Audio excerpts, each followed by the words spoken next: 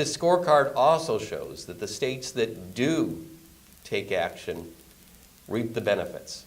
When you look again at those top 6 states, California, New York, New Jersey, Massachusetts, Connecticut, and Hawaii, there the rate of death by gun is significantly less than in other parts of the country. That's something that people need to remember. When a state has strong gun laws, it does make a difference. It makes people safer. And these aren't things that should be controversial. These aren't things that should be hard to pass. Basically, we look at a number of areas. One is we want to curb trafficking in firearms. Guns start out as part of the legal market. Some states take steps to help prevent those from going from the legal market to the illegal market. They do things like strongly regulate the gun dealers, limiting the number of guns you can buy at one time, keeping records on who's got the guns. Those are steps that states can take to help stop the illegal trafficking of guns. Another thing that states can do is strengthen Brady background checks.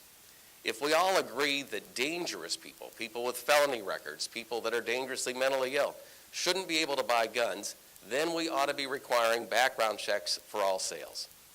There are real-life consequences for having weak gun laws, as we saw in Tucson with the shooter getting the ammunition clip that he did to do what he did. It's far too easy.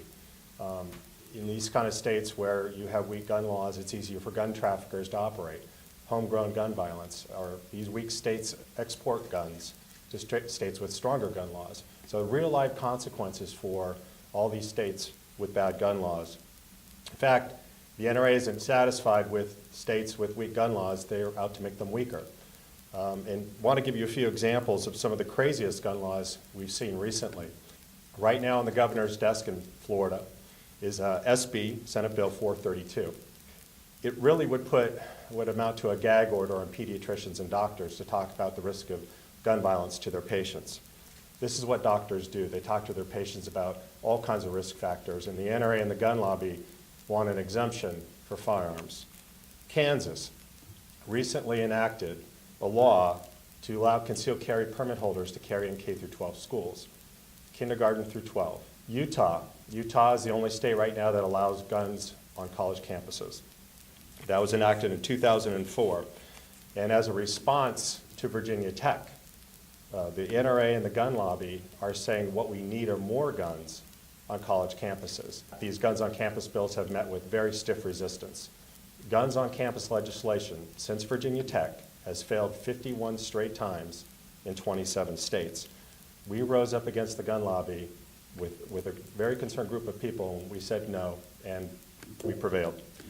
You know, there's a lot of extremism out there, and there's a lot of bills that we haven't spoken about. And you know, there's guns in churches, there's guns in bars, there's guns in state parks, guns in daycare centers. There's no end to the NRA's gun. It's anywhere, anytime, any place for anyone.